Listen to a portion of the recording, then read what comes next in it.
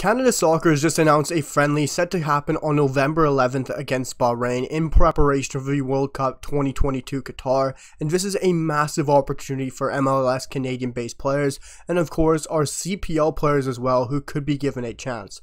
This is a smash out of the park by the CSA and a brilliant piece of business to get another friendly leading up to the World Cup for our MLS and Canadian-based home players. But before we jump into things, guys, where I'm going to talk about the squad that could be going, what the potential starting 11 Herdman could field, and also the general brilliance by the CSA here to get another friendly, of course, against Bahrain on November 11th. Make sure to drop a comment down below, a like, and hit that sub button, and we're going to jump straight into things. So, of course, the CSA and Canada Soccer have announced a match on November 11th set to take place against Bahrain, which is going to happen in Manama, Bahrain. And this is a absolute piece of brilliance by the CSA to announce a match like this. A match on November 11th, which is 6 days before we take place against Japan in Dubai. This is a huge opportunity for our MLS players and even Canadian Premier League players or CPL players who could even be given a shot in Bahrain. This is a massive opportunity for these MLS players to go back out, to gain some form, to show Herdman that they are still in form and still ready to give everything in this World Cup. And even for these players to keep on fighting for positions, because you got a guy right now in Raheem Edwards, who arguably is on the outside looking in. That is, of course, not a surprise. But he's a brilliant season with LA Galaxy. He's looked phenomenal. And there's no doubt that he's going to be starting for John Herdman coming up on November 11th against Bahrain. The question is, can he change John Herdman's mind? Can he swindle him and say, I'm ready for this World Cup, I'm prepared, give me a chance? And he could. Arguably, he really could, because he's on the outside looking in. There's a possible chance that he could get in. We do need another left back, in my opinion. Alfonso isn't going to be playing back there. Sam Adekubi needs some help. He needs some support. So it could be interesting. Raheem Edwards could do a little bit of a switcheroo and change John Herdman's mind. But this is ultimately a huge opportunity for players like a Kamal Miller, a Jonathan Osorio, a Alistair Johnson, a Lucas Cavallini. The players that are a lock to gain some form, to get back in match fitness, to get their legs moving again, and to play an international match. It's not just an inter-squad friendly. It's not just a camp. This is a huge opportunity. Bahrain is still going to want to go out there and absolutely give it to Canada or come out with a draw. Because if Bahrain can go out there and get a result, they're going to be hyped. They're going to be excited. They're going to be happy. Bahrain has only had 8 wins and 3 losses under their new manager. And this is, of course, great for them to get a match like this against Canada. It's going to get hype in their country. It's going to get hype for their national team, who is set at 85th position in the FIFA World Ranking. So it's not terrible, at least. That is still pretty good for a Bahrain side, who I don't know a single player from their team. If you guys do, I'd be very impressed. This is an aging Bahrain side who are only valued at $6.95 million on transfer market. But they're coming up a very good side in this Canadian national team.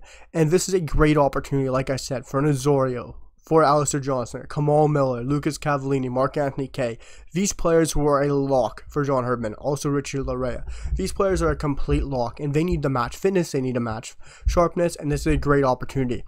But the reason this is a great opportunity is because no Canadian fan ever thought we were getting another friendly against another national side. Yes, it's not a top side, it's still a national side. I don't care if they were Joe Blow. This is still them getting a match at the international level where the team gets to line up against another opponent. Yes, they could have had a match that's an inter-squad friendly.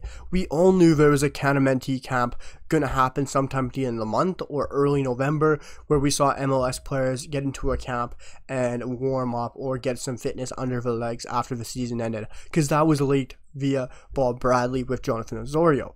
But we all wanted a camp. We all wanted something like that. A camp is very exciting. But the fact that we're also getting a Bahrain match to go along with it is absolutely brilliant by the CSA. I've never been so excited by what they're doing right now. They're announcing this early. They're getting us an extra international game. They're getting a friendly for the MLS players. This is a piece of brilliance, a stroke of brilliance. And you don't get to say that too much about the CSA. We all knew a camp was coming. But you could have had an inter-squad friendly. You could have went out and played a League 1 BC side, a League 1 Ontario side, a CPL All-Star side.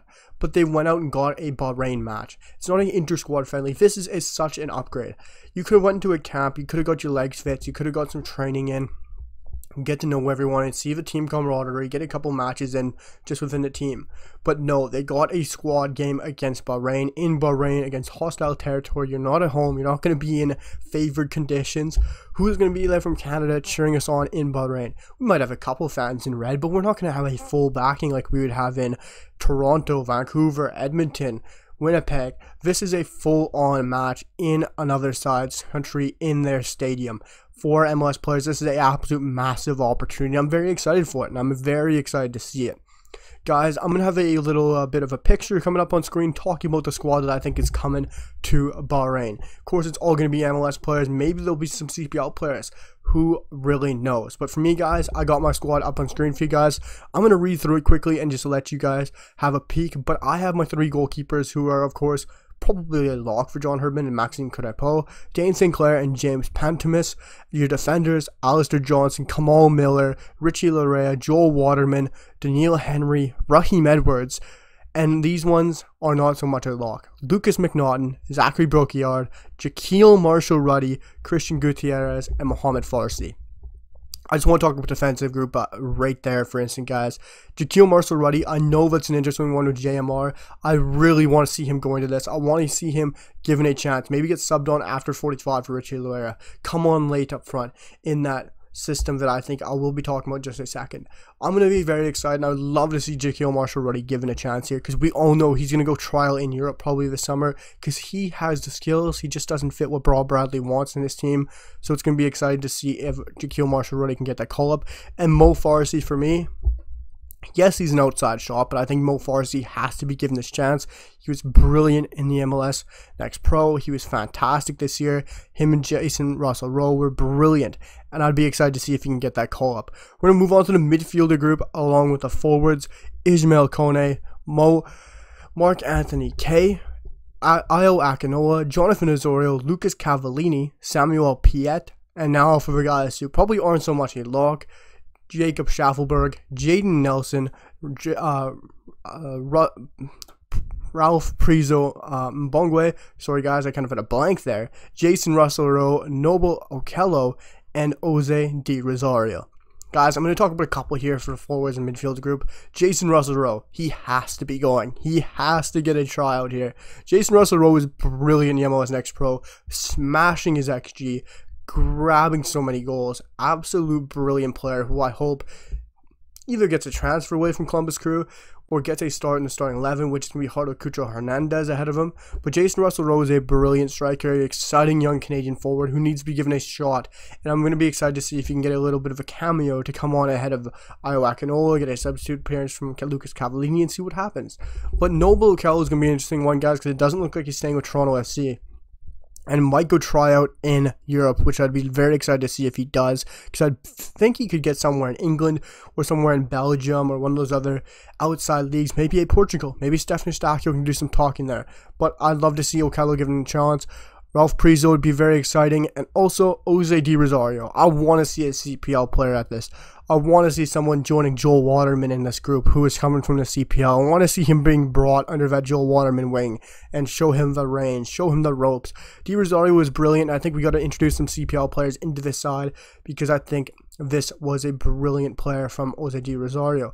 Guys, I'm going to pop up my starting 11 here, and I think we're going to see a 5-3-2 or any kind of system here with a 3 in the back.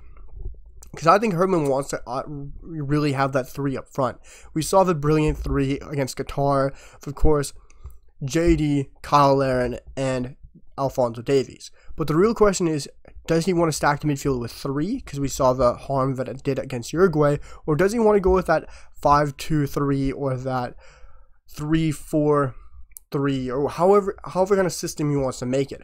I think we're going to see 3 up front. Whether that be 2 wingers with a striker, whether that be 2 up top with an attacking midfielder. And I think it's going to be very interesting. But no matter what in this match, I'm going to have a back 3 of Johnson, Waterman, Miller. Of course, those 3 are locks. Larea a lock. Edwards on the left-hand flank, who I think is going to prove himself against Bahrain. Osorio and Piet with Kone on the left flank, occupying that kind of Alphonso Davies role where he kind of has a free roaming role, doing whatever he wants. Mark Anthony Kay kind of drifting inside and playing on the right a little bit, giving some protection as well as kind of going out wide. That's where I think we might see a bit of Jason Russell-Rowe getting substituted on, kind of going out wide, using some pace, creating something. And also Lucas Cavallini up top. He has to be up top. He has to show what he has and prove to us Canadian fans that he is loyal to keep staying in this Canadian side. I also think Iwakanola will come in late for Cavallini. I think we're going to see a lot of cameo appearances and some players who can really prove themselves and come off the bench. Guys, this is my squad going to Bahrain, the squad that I think is going to take on Bahrain. Let me know what you guys think down below. Drop a comment, hit that sub button, and we're so close to 20. Let's keep pushing on. We're getting great stuff on the videos. I'm seeing so much more improvement on people watching, for average view duration. It's amazing. I'm so excited, you guys. I'm loving this Canadian channel. I'm loving the content. These Canadian news daily videos are so much fun. I hope you guys are enjoying all my stats as well on Twitter. Guys, hit that sub button, and I'll see you guys for the next one. Peace.